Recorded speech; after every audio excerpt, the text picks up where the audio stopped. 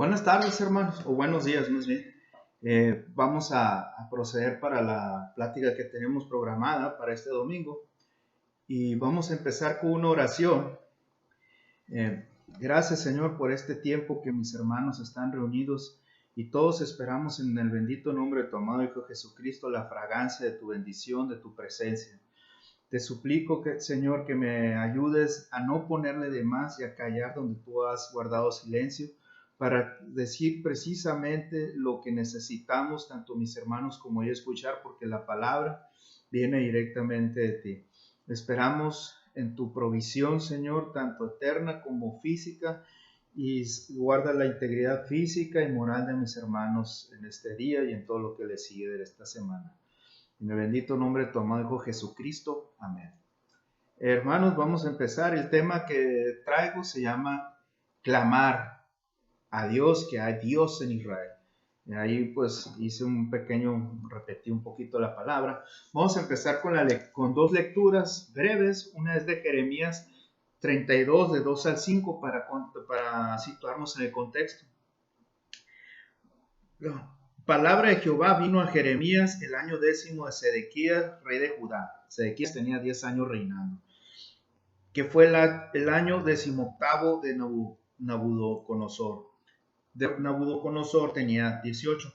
Entonces el rey de Babilonia tenía sitiada Jerusalén, versículo 35, y el profeta Jeremías estaba preso en el patio de la cárcel que estaba en la casa del rey de Judá.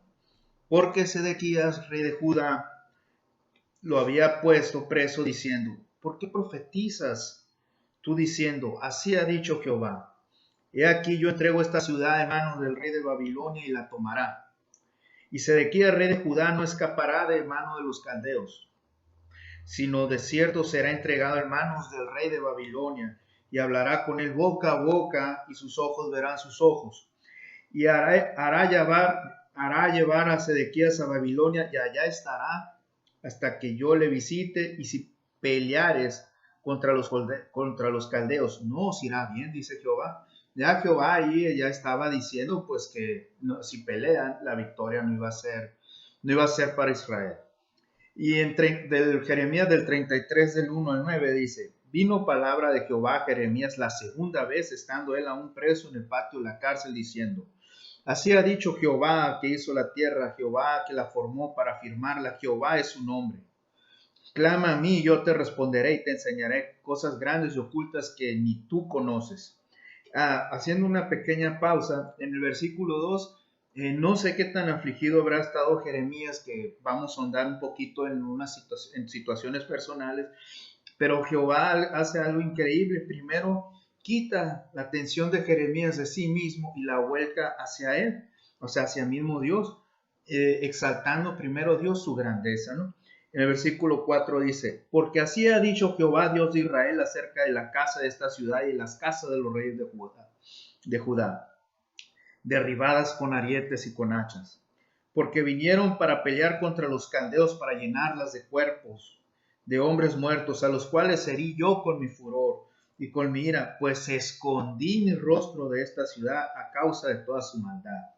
En el sexto dice: he aquí yo les traeré sanidad y medicina, y los curaré, y les revelaré abundancia de paz y de verdad, y haré volver los cautivos de Judá y los cautivos de Israel, y los restableceré como al principio, y los limpiaré de toda su maldad con que pecaron contra mí, y perdonaré todos sus pecados con que contra mí pecaron, y que contra mí se rebelaron. Y me será a mí por nombre de gozo, de alabanza y de gloria entre todas las naciones de la tierra, que habrán oído todo el bien que yo les hago, y temerán y temblarán todo el bien y de toda la paz que yo les haré. Aquí vamos a tener en cuenta estas palabras: gozo, alabanza y gloria. La vamos a estar viendo muy repetidamente, pero vamos a empezar. ¿Quién fue Jeremías? Jeremías fue un profeta que nació, dicen que como siglo y medio después de Isaías. Casualmente, o no sé si sea casualmente, su libro está situado después del de Isaías, como comentamos, ¿no? Nació un siglo y medio después de Isaías. Nació de la tribu de Benjamín en un pequeño pueblo al norte de Jerusalén, Anatot creo que se llama. Y desde muy joven empezó su ministerio y manejaba al parecer la línea de precursora de su gran antecesor Oseas. Él estaba muy apasionado por desarraigar el pecado, todo el pecado de su pueblo, y anduvo predicando eso, el pecado como por el arrepentimiento, como por 40 años, imagínense, ¿no? 40 años predicándole a un pueblo. Igual nos podemos sentir mucho nosotros, hasta frustrados muchas veces, porque cuántas veces a mucha familia de nosotros, amigos, seres queridos, no les hemos predicado. Y ahí es donde nos damos cuenta de que pues nosotros podemos traer las buenas nuevas, igual que Jeremías, pero el cambio de corazón viene por parte de Dios. Y viene por parte de Dios cuando pues Dios dice que Él tiene misericordia, de que Él tiene misericordia. Pero para que eso se dé, las personas tenemos que aceptar a Cristo. Pues entonces es cuando nosotros podemos juzgar, oye, ¿cómo Dios lo perdonó? Si él era un asesino, él era esto, o era fraudulento. Y es ahí, si esa persona se arrepiente, que Jehová nos diría, yo tengo misericordia del que yo quiero tener misericordia. Y para que Dios tenga misericordia, nosotros debemos, como Dios es un caballero, nosotros siempre debemos pues de arrepentirnos y aceptarlo como único Señor y Salvador, y la misericordia es para todos, ¿no? Frente a este hecho histórico, Jeremías es encarcelado porque pues Judá, la tribu de Judá hizo pacto con Egipto, ¿no? Hasta dónde llegó, ¿no? O sea, hace tregua o alianza con un enemigo milenario, un enemigo idólatra. Pues ya Jerusalén también había mucha idolatría, mucho pecado, y aún así no sobrevive, ¿no? Y tenemos que reconocer que todo esto sobrevino así como por ahí de 500 o 600 años del Señor Jesucristo, donde ya vemos que pues el rey de Babilonia lleva cautivos a Jeremías. Y es que en ese tiempo había dos facciones en el reino de Judá. Cuando ya Nabucodonosor tenía sitiada la ciudad, había dos facciones, los que decían que se tenían que rendir para que hubiera un poco de, ¿cómo se puede decir? Como todavía como un poder político, una autonomía, una hegemonía ahí pequeña en Israel, así como esa es la cuestión de China, ¿no? China tenía Hong Kong y Hong Kong actuaba como un aparato independiente de China, más sin embargo tenía el respaldo de China. Algo así se quería hacer, para que me entiendan, ¿no? Aunque ya el socialismo aquí actualmente pues ya quiere agarrar a China, ¿no? Y hacerla, digo, a Hong Kong, pero ya es otro boleto. Eso era para que me entendiera. Entonces Jeremías era de la parte que estaba de ese lado, no por cuestiones políticas, sino porque ya la profecía por parte de Dios ya había dicho que Jerusalén iba a caer. Y Sedequías era pues de los que estoy ejemplificando, ¿no? Como Maduro, ¿no? Que tiene todo en contra allá en Venezuela, pobrecitos los hermanos en Venezuela, Dios quiera y todo se arregle. Con Maduro, ¿no? Que tiene a todo el mundo en contra y aún quiere seguir en el poder, así ya lo estén ahorcando por todos lados, ¿no? Bueno, eso es más o menos el panorama donde se desarrolla todo. ¿Y quién es Jeremías? ¿No? Jeremías pues la sufre mucho en el sentido de que ve cómo su pueblo es llevado cautivo, y pues fueron muchos lamentos de Jeremías, 40 años, imagínense, haciéndole la lucha. Y hay algo aquí que Dios trae un consuelo a Jeremías, sobre todo en el versículo 33:3, ¿no? Son unas claves para clamar a Dios, y estas mismas claves las podemos aplicar a nuestras vidas, y son para recibir las comodidades de Dios, que no se refiere tanto en cuestión de lo que nosotros ya conocemos, que casas, albercas, carros, viaje y todo eso, no, para nada, ¿no? Es más bien, como vamos a ver, comodidades espirituales, las que nos dan las promesas, las que nos llevan al Evangelio de Cristo, al conocimiento, a la revelación de la verdad, ¿no? Este consejo se lo dio, o este llamado se lo dio el Señor a Jeremías estando en la cárcel, en una situación pues precaria, ¿no? Donde realmente no sé qué problemas traerás, hermano o hermana, pero son problemas que pues obvio nos afligen a todos como el cuerpo, ¿no? Jeremías, imagínate, no estaba ni siquiera en un calabozo, creo que lo habían metido a un hoyo. Así de feo debe haber estado el asunto, ¿no? En el pensamiento humano uno puede decir, ay, ¿dónde están las promesas de Dios para Israel? O para su gente, para su profeta. Humanamente lo podemos ver como si fuera un fracaso, si fuéramos jueces de ese lado, ¿no? Pero fue precisamente en ese tiempo oscuro donde Dios viene a su siervo con palabras de aliento, esas palabras mismas de aliento que son para ti, para nuestras vidas. Ahora bien, vamos a ver qué es clamar. Vamos a separar este versículo en tres partes, ¿no? Entonces, clamar es gemir, afligirse, suplicar. El diccionario dice quejarse a gritos pidiendo ayuda, ¿no? Clamar viene de la palabra karaf, que significa acosar a una persona, o sea, en buenos términos, ya sabemos, obvio, es insistir sin desistir. Dios le dijo a Jeremías, clama a mí, aflígete a mí, gime a mí, insiste sin desistir ante mí, y yo te responderé, y no solo te voy a responder, sino que también te voy a enseñar cosas grandes y cosas que a ti te son ocultas y que tú ni siquiera te imaginas conocer, ¿no? Dios le revela a Jeremías que clame, no le dice ora cuando puedas, y yo cuando tenga tiempo te voy a responder, tampoco le dice ora y piensa tú y pues yo voy a ver si te puedo responder, ¿no? Él simplemente, el Señor le dice clama a mí ahora, desahógate, descarga tu clamor por esa ciudad, sobre mí echa tus cargas y tus necesidades y yo te voy a responder. Esta es una promesa viva, aún en nuestros días para usted y para mí. El Señor nos dice, clamen de corazón por sus necesidades, por sus familias, por sus ciudades, por su gente. Hagan lo que yo responderé.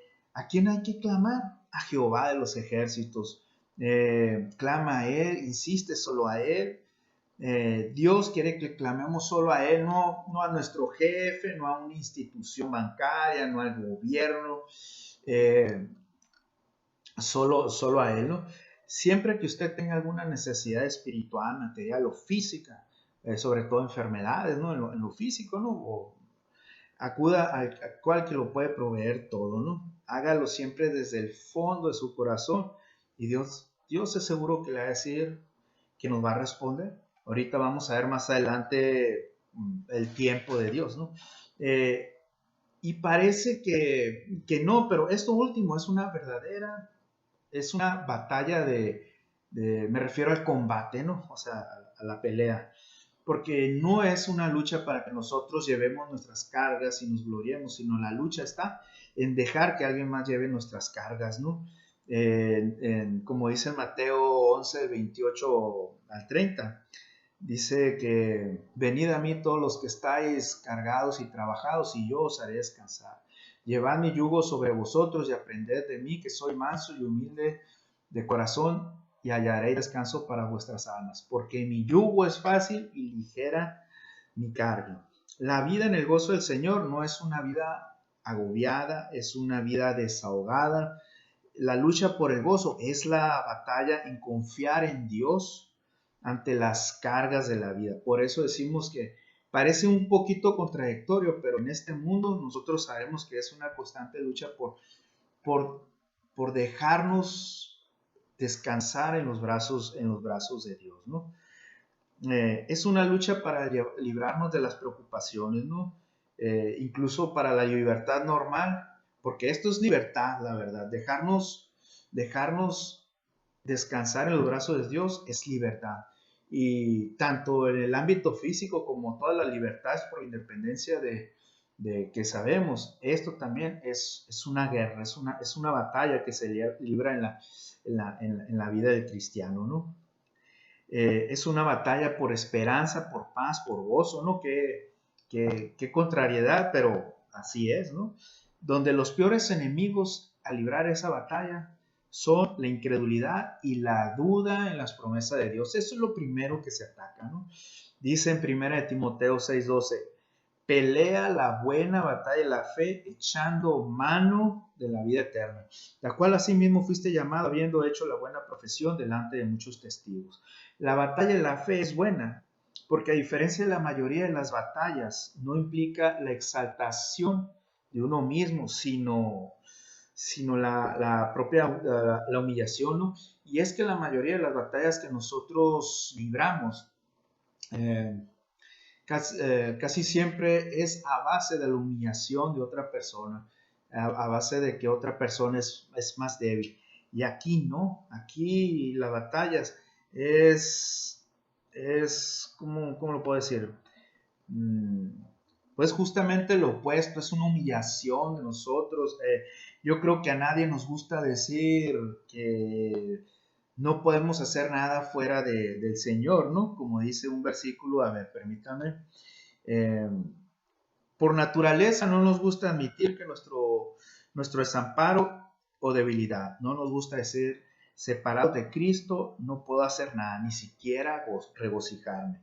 En Juan 15:5, que es el versículo que les iba a comentar, dice, yo soy la vid, vosotros los pámpanos, el que permanece en mí y yo en él, este lleva mucho fruto, porque separados de mí, nada podéis hacer.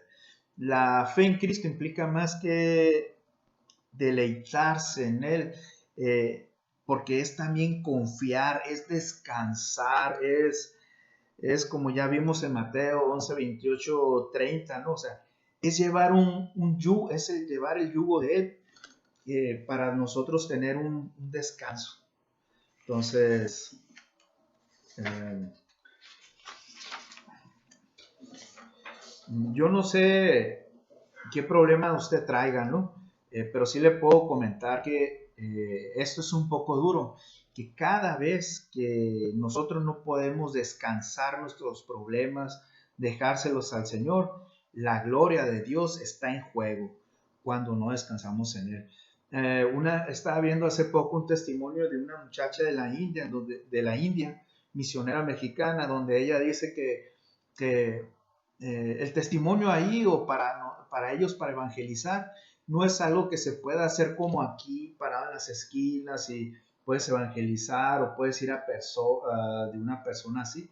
Allá toman, ¿cómo se puede decir? Que lo toman, predicas a Cristo, ok. Y lo toman uno como dentro de todos los montón de dioses que tienen, ¿no?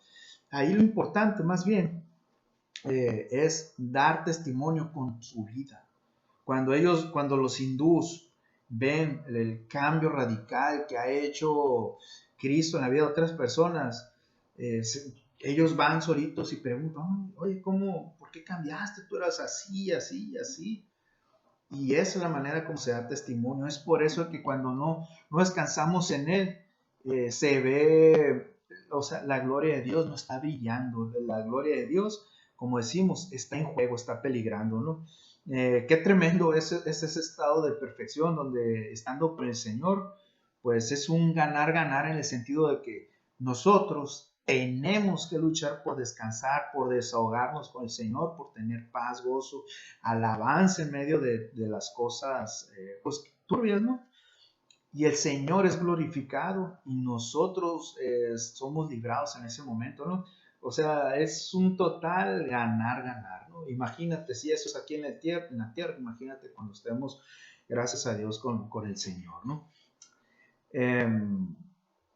Dice en Jeremías 33:9, y me será a mí por nombre gozo, alabanza y gloria. Es lo que veíamos que vamos a estar viendo estas tres palabras. Y me será a mí por nombre de gozo, alabanza y de gloria entre todas las naciones de la tierra, y que habrán oído todo el bien que yo les hago y temerán y temblarán de todo el bien y de toda la paz que yo les haré. Amén. Clamar. Bueno, también hay otra parte, la segunda parte donde vamos a desglosar el versículo y dice, y yo te responderé. Dios nos dice, nos da su palabra que nos va a responder. la respuesta vendrá y Dios quiere que reconozcas quién fue el que te respondió. En diversas ocasiones recibimos el milagro, le dan, y cuántas veces nosotros también, incluso en nuestras familias, ¿no?, más cercanas, oramos y Dios les hace el milagro, les ayuda, ¿no? Y escuchamos comentarios, no, pues es que las cosas se dieron en base a mi experiencia, la tenacidad que tuve. Oye, pero pues hubo oración, tú te quebrantaste, y muchas veces no quieren aceptar que Dios fue realmente que los libró, ¿no? ¿A quiénes de nosotros no nos ha pasado esto? Y nos molesta, nos decepcionamos, nos enojamos. Mas, sin embargo, nosotros como cristianos, los primeros en la línea de fuego, somos los que debemos de dar el crédito total al Señor. Obvio le puedes decir al doctor, oh, gracias doctor, pero tú sabes que el bueno, el que puso el conocimiento o el que puso el tip ahí en el Señor, en el doctor, es esto. Definitivamente es el Señor cuando tú ya previamente pues te has rendido al Señor, ¿no? Lo pones todo en sus manos, ¿no? Por eso dice, yo te responderé en el Salmo 19:15 dice, me invocará y yo le responderé, con él estaré yo en la angustia, lo libraré y le glorificaré. Algo muy importante surge aquí en este versículo, dice, con él estaré yo en la angustia. Qué tremendo, ¿no? O sea, el Señor, y ahorita lo vamos a ver más de la mano en el tiempo de la respuesta del Señor, es un tiempo de trato con nosotros, ¿no? En primera de Pedro 4:12 dice, amados, no os sorprendáis del fuego de la prueba que os ha sobrevenido como si cosa alguna extraña os aconteciese. En Hechos 14:22 dice, confirmando los ánimos de los discípulos, exhortándoles a que permaneciesen en la fe y diciéndoles, es necesario que a través de muchas tribulaciones entremos en el reino de Dios. La tribulación es pena, un disgusto o una aflicción muy grande que siente una persona en una situación adversa o desfavorable. En Santiago 1, 2, 3 dice, hermanos míos, tened por sumo gozo cuando os halléis en diversas pruebas, sabiendo que la prueba de vuestra fe produce paciencia, mas tenga la paciencia su obra completa a fin de que seáis perfectos y cabales sin que os falte cosa alguna. Tenemos que definitivamente invocar a Dios sin cesar. Él dice, y yo te responderé. Sin duda, algunos tememos que invocamos y no, pues pareciera que no hubo respuesta, ¿no? Pero nosotros también sabemos que sin fe es imposible agradar a Dios. En estas palabras las debemos de creer, es un mandato, yo te responderé.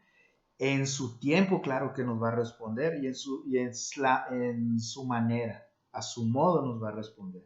En el Salmo 35 dice, por la noche durará el gozo y a la mañana vendrá la alegría. Dios ha sido muy paciente esperando a que nosotros clamemos. Y lo menos que nosotros también le debemos a Dios, porque no todos hicimos caso a la primera, yo creo, ¿no? También nos esperó. Es esperar lo menos que podemos hacer a la respuesta de Dios, ¿no? Algunas personas necesitamos fe para creerlo, pero pues esa es parte de la fe del cristiano. Le pasó a Abraham, le pasó a José el soñador. Acuérdense, imagínense cuando le dice al copero restituido, oye, acuérdate de mí cuando llegues a Faraón. Y nomás salió el copero y pasaron 2 años, no se acordó hasta la cuestión de los sueños. Pero el tiempo de Dios fue perfecto. Salió en ese tiempo, fue puesto en una posición honorable y para lograr el propósito de Dios. Es muy importante esto, que ¿cómo lo vemos? A ver, permítame. Que no podemos ceder nuestras necesidades, no podemos ceder a nuestras necesidades si éstas no cumplen con los propósitos de Dios. Nunca podemos nunca pongamos nuestras necesidades, y problemas por encima de los propósitos de Dios. Él debe ser glorificado y fue lo que pasó, por ejemplo, en ese ejemplo de José el soñador. Él esperó pacientemente, a final de cuentas fue para la preservación del pueblo, que ya lo sabemos, y es la manera como Dios se sigue glorificando hasta estos días, ¿no? Eh, Más adelantito dice en el Salmo 86, 5, 7 también, porque tú, Señor, eres bueno y perdonador y grande en misericordia para con todos los que te invocan. Escucha, oh Jehová, mi oración y está atento a la voz de mis ruegos. En el día de mi angustia te llamaré porque tú me respondes. Precioso ese versículo, ¿no? ¿Por qué el Señor toma su tiempo? Lo más obvio es soberano. Y algo que nosotros podemos digerir en nuestro finito entendimiento de por qué Él se toma su tiempo, es que en ese tiempo nosotros libramos una batalla por fortaleza y para poder vivir una vida de amor dispuesta al sacrificio. Debemos seguir aprendiendo, hermanos. En ese tiempo es una lucha para unirnos a Jesús en el camino del Calvario y permanecer ahí con Él. ¿Cómo podemos nosotros soportar ese camino sin apartarnos con nuestra situación, por más grande que sea, del Señor, ¿no? En Hebreos 12:2 nos dice cómo soportó el Señor Jesús la cruz. Puesto los ojos en Jesús, el autor y consumador de la fe, el cual por el gozo puesto delante de él sufrió la cruz, menospreció el oprobio y se sentó a la diestra del trono de Dios. El mismo Señor Jesús puso sus ojos más allá. Vio la cruz, pero él vio más allá el propósito de esa cruz, que primero era glorificar al Padre, estar él con el Padre y luego a todas las personas que iba a alcanzar. Dios no nos creó a nosotros porque Él estuviera solo, nos creó por su abundancia y por ese abundante amor. ¿Ustedes creen que nos iba a dejar? Pues ni modo, falló todo, o sea, y váyanse usted al infierno. No, o sea, claro que no es precioso esto del Señor, o sea, el milagro de la cruz y todo lo que venía después de esa cruz, ¿no? Espero que alguna vez vayan, les voy a poner un ejemplo de el tiempo, ¿no? Cuando nosotros estamos en una pachanga y estamos a gusto, pueden pasar 6 horas y nos corren del local y nosotros, órale, ¿a poco ya se acabó la pachanga? Pero no sé, cuando están en una situación muy agobiante, esperando algo legal o desesperado, cada segundo que pasa cuando estamos, no sé, en una situación crítica se nos hace eterno y estamos mirando el reloj.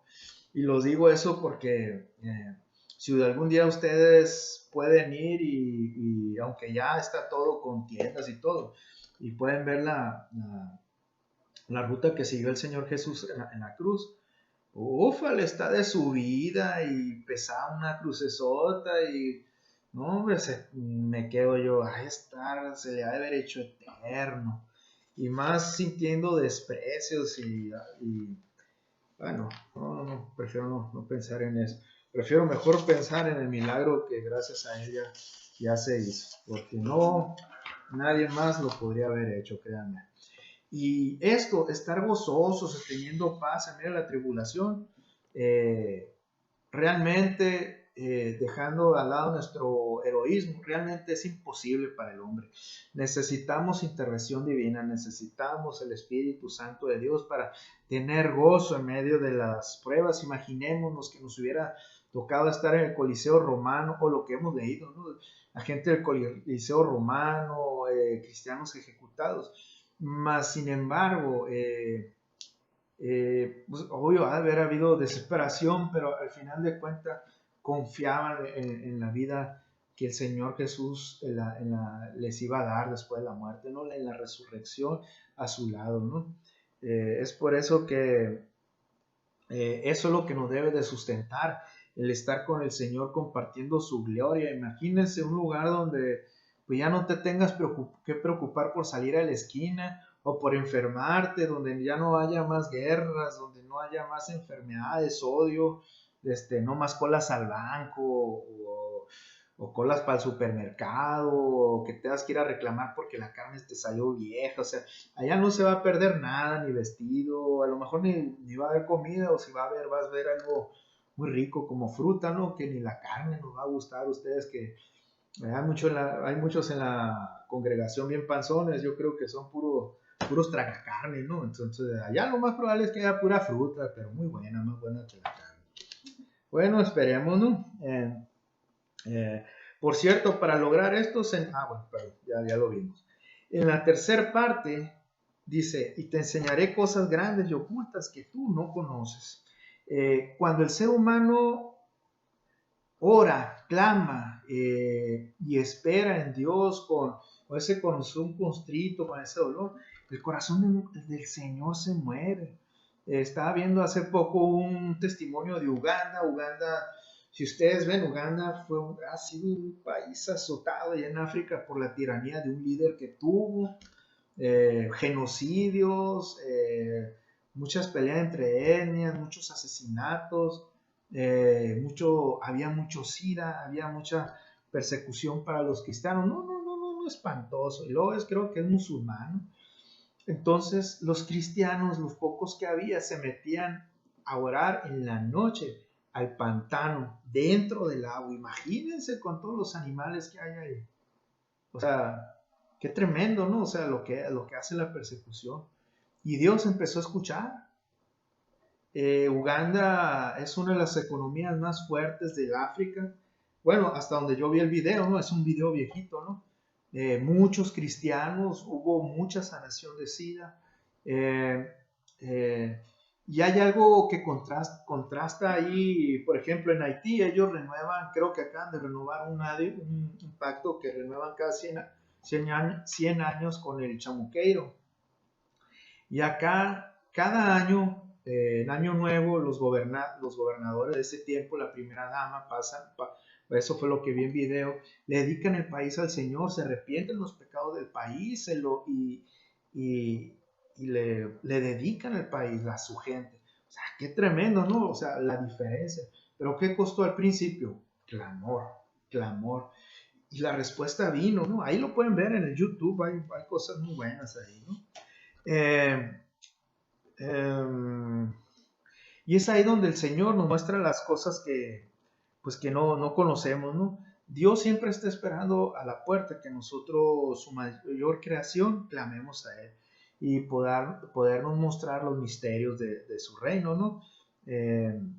Es la promesa principal, se trata de conocer el reino. Y Él en este tiempo nos llama a clamar para revelarnos cosas grandes y ocultas. En la Biblia tenemos mucha revelación, ¿no? Y hay cosas pero hay cosas que para un tiempo específico, sobre todo tal vez para los tiempos que estamos viviendo, se nos necesita dar revelación más específicamente es un decir, ¿no? En la administración de recursos, en el tiempo que va a venir, a lo mejor van a venir mucha gente a las congregaciones y a lo mejor tiene que haber llamados específicos para cada uno de nosotros.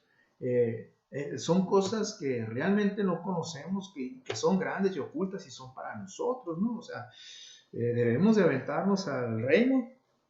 En este tiempo, como hijos verdaderos, aquellos que quieran ver y oír y tocar el mundo espiritual, de manera que podamos bajar los diseños de Dios, debemos de estar conscientes de ser partícipes en una vida de sacrificio. Muchas veces, pues, la palabra sacrificio nos asusta, ¿no?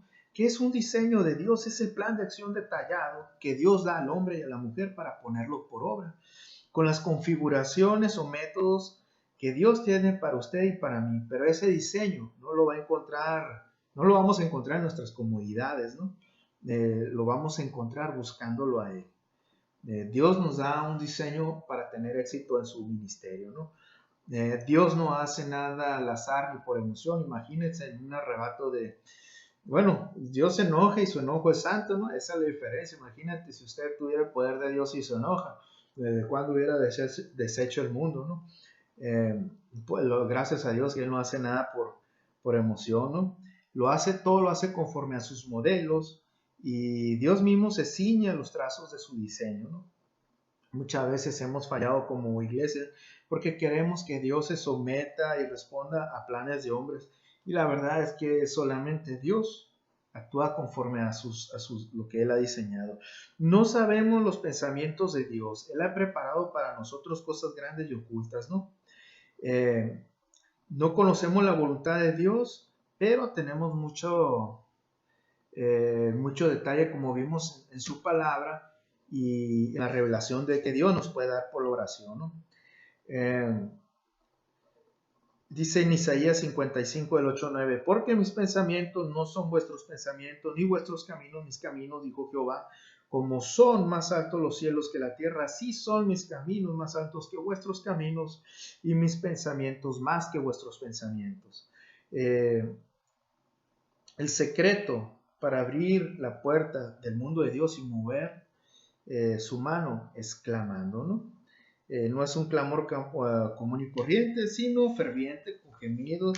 El que clama con todo anhelo, este clamor es el que conmueve a Dios. Vuelvo a repetir un poquito lo del clamor, porque realmente en las tres partes del versículo es como se comienza, pero en las tres partes, dependiente del tiempo que te tome, por ejemplo, el Señor si te muestra en la segunda parte donde Él tiene su tiempo, tú tienes que seguir clamando para que, no solo para el tiempo de Dios, sino para que tú también resistas y no te cansas. Y en esto, al enseñarte cosas grandes y ocultas que no conocemos, debemos de tener un corazón dispuesto a seguir clamando porque necesitamos humildad para entender todos los planes de Dios, ¿no? Si nosotros somos un creyente en Jesucristo, tenemos la esperanza del futuro, un futuro que va más allá de los parámetros de esta vida. Tenemos una esperanza de vivir en la eternidad con Dios, y entonces esta promesa que está establecida en Filipenses 1:6, que teniendo la seguridad de que como comenzó en vosotros la buena obra, la perfeccionará, hasta el día de Jesucristo.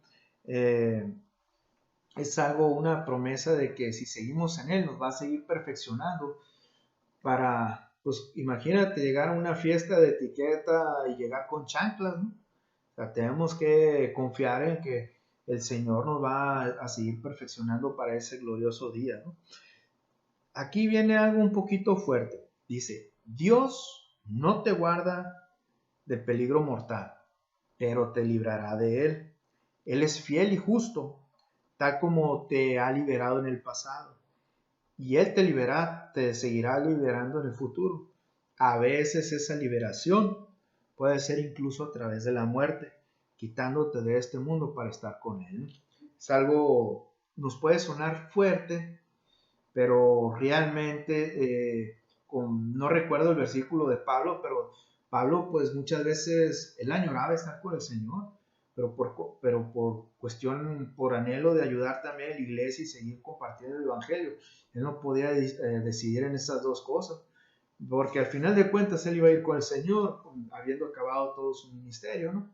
Pero qué tremendo, ¿no? O sea, es la diferente perspectiva de ver las cosas de nosotros y cómo las ve Dios, ¿no? Eh, para, para no desalentarnos por este pensamiento, ¿no? O esta verdad, ¿no? En el versículo de Jeremías 29:11 nos dice que Dios nos conoce y tiene buenos planes para nosotros, que Él está soberanamente dirigiendo nuestras vidas. Sus palabras nos recuerdan que Dios escucha nuestras oraciones y nos invita a buscarlo y a conocerlo en tiempos de incertidumbre, como los que estamos viviendo actualmente. Gloria a Dios, porque muchos de nuestros hermanos están siguiendo, se están metiendo más con el Señor, ¿no? Y Dios quiera pronto nos podamos ver todos y van a ver que va a ser tremendo, ¿no? Va a haber mucha edificación en la iglesia y esperemos con el favor de Dios mucha gente añadida, ¿no? El plan de Dios no siempre es lo que pensamos que iba a ser, pero el plan de Dios siempre es lo mejor. Si no lo entendemos en el momento, sabemos sin embargo que todas las cosas de Dios trabajan en conjunto para el bien de los que le aman. Romanos 8:28 dice, sabemos además que los que aman a Dios, todas las cosas los ayudan a bien. Esto es, a los que conforme a su propósito son llamados, ¿no? Dios está obrando a través de acontecimientos para hacernos enteramente más dependientes de Él, ¿no? Para todo lo que necesitemos. Debemos darnos cuenta de que el plan de Dios no siempre es el más fácil desde nuestro punto de vista, pero siempre será el mejor. No lo pongamos en duda. Dios ve nuestro futuro antes de que se convierta en nuestro hoy. Él ve el comienzo de nuestras vidas y Él ve el final de todo lo demás. En el Salmo 139, 16 dice: tus ojos vieron mi embrión y en tu libro escribieron todos los días que me fueron dados, cuando no existía ni uno solo de ellos. Dios más que nadie sabe los planes que tiene para nosotros. Dios aseguró a su pueblo: porque aquí vienen días, declara el Señor, cuando restauraré el bienestar de mi pueblo Israel, Judá. Y gracias a Dios por el sacrificio del Señor Jesucristo de nosotros los gentiles. Vamos a concluir. Al decidirnos a clamar a Dios, al único digno, empezamos una batalla donde nuestra fe es la atacada para que nuestro gozo pueda ser arrebatado. Podemos decir que el gozo es el fruto de la fe, pues al tener la certeza de lo que se espera y la convicción de lo que no se ve, descansamos plenamente y confiadamente en el Señor en paz, alabándole, lo cual sería gozo, o aceptar su voluntad también de buena manera y alabarle, ¿no? Glorificándole, también es gozo, claro que sí. Por el gozo es algo que se lucha, y si bien ciertamente hay momentos frustrantes donde no hay gozo, el Señor nos ubica en el camino por donde ha ordenado que venga la bendición, ¿no? Al respondernos el Señor en su tiempo, que es la otra parte que estamos concluyendo, que el Señor nos responde en su tiempo, debemos aprender a confiar en el Señor, como dice el Salmo 40, nos da un ejemplo. Pacientemente esperé a Jehová, y se inclinó a mí y oyó mi clamor, y me hizo sacar del pozo de la desesperación y del lodo cenagoso. Puso mis pies sobre peña y enderezó mis pasos. Puso luego en mi boca cántico nuevo, alabanza a nuestro Dios. Verán esto muchos y temerán, y confiarán en Jehová. Bienaventurado el hombre que puso en Jehová su confianza. He aquí un hombre conforme al corazón de Dios, ¿no? David, ¿no? Lo pueden ver en 1 Samuel 13:14, donde quita Samuel y dice Dios que se buscará un hombre conforme a su corazón. David pasó un tiempo en el pozo, ¿no? Como dice ahí, en el lodo cenagoso, en la desesperación, en el pozo de la desesperación, donde no había cántico en su boca. ¿Cuánto tiempo estuvo ahí? No dice, ¿no? La verdad no nos dice. Pero lo que importa es lo que David hizo ahí en ese tiempo. Él esperó en el Señor. No pudo lograr que el Señor viniera, pero lo que él pudo hacer es esperar y confiar en que el Señor vendría. Y realmente vino, porque dice ahí en ese salmo: puso los pies de David sobre la peña y puso una nueva canción en su boca. Amén. Carolina Wilhelmina Sandelberg, de 1832-1903, no investigué mucho sobre ella. Aquí dice que es conocida como la Fanny Crosby de Suecia. Luego me voy a dar la tarea de averiguar más sobre ella. Debido a Carolina, debido a los 650 himnos que escribió, en uno de sus himnos más conocidos, Día a Día, dice lo siguiente: tu bondad, Señor, es infinita. Tú me has dado aquello que es mejor. Por tu amor, alivianse mis quejas, y hallo paz en el dolor. Qué contrariedad, ¿no? O sea, qué tremendo. Yo sé que la mayoría lo hemos experimentado cuando hemos pasado por situaciones difíciles y de repente nos aborda una paz sobrehumana, ¿no? Y este himno, para los que son nuevos en el Evangelio y todo, o sea, no sé, te emociona que realmente en medio del dolor tú puedas tener paz. En una situación difícil el Señor te puede dar paz, porque es una paz que solo Él puede dar y que el mundo no conoce. Y realmente casi, por decir que no conozco personas que estén atribuladas sin el Señor. No conozco a alguien que esté atribulada y que tenga paz. Realmente la persona que pueda hacer es porque ya dio todo por perdido. Pero en cambio nosotros lo dejamos en manos de Dios, que es muy diferente, ¿no? Ok, debemos de luchar por andar en los caminos de nuestro Padre, donde Él ha prometido bendiciones, pero cómo y cuándo ellas vendrán es asunto de Dios decidirlo, no nuestro. Si tardan, confiamos en la sabiduría del tiempo de Dios nuestro Padre. Y ya por último, ahora sí, ya concluimos las dos partes, las primeras dos partes del versículo.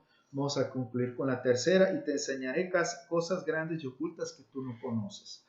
Dice, el clamar y esperar, en ambos casos, luchamos para un resultado que es el ver las cosas que Dios quiere mostrarnos.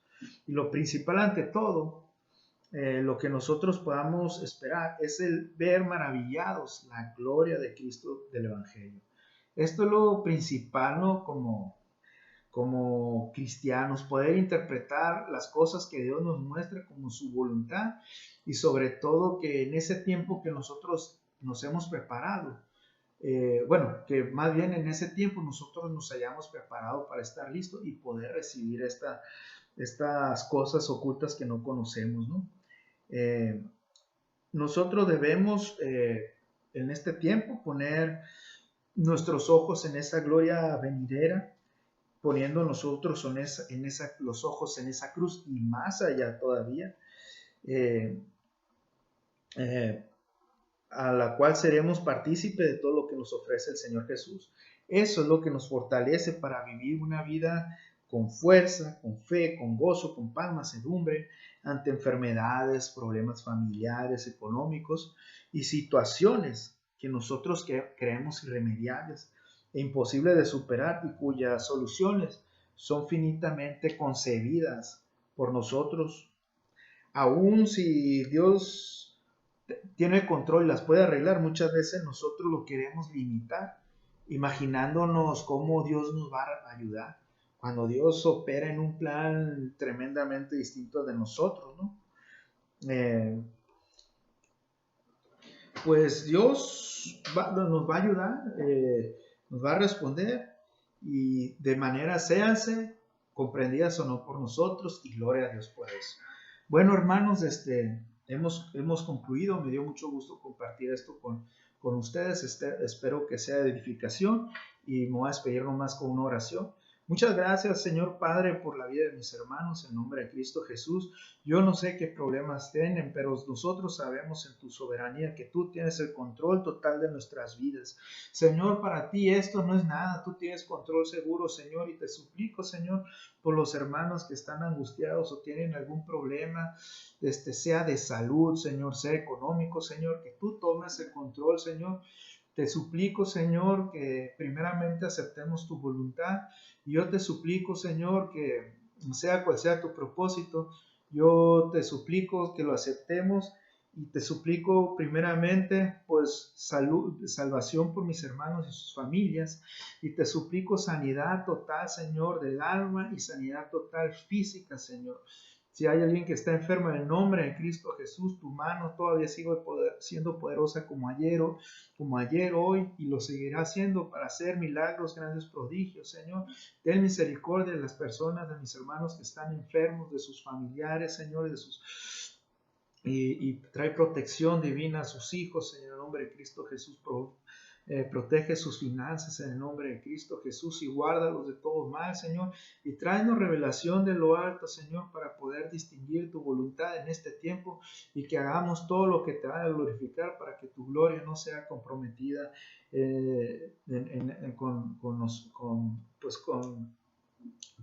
tanto en la iglesia como con las personas no creyentes, Señor. Tú eres el único de recibir toda la gloria y toda la honra por los siglos, Padre Santo. Amén. Adiós.